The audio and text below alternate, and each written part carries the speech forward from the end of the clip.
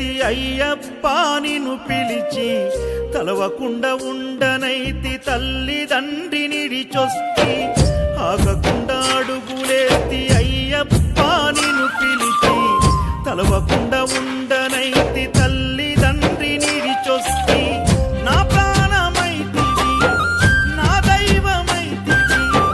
నా గుండె దీపమై వెలిగించితిని మరు జన్మ లేకపోయినా దండాలు ఎదురు అయినా వెనకడుగు వేయనయ్యా నేనేమైపోయినా ఎంత దూరం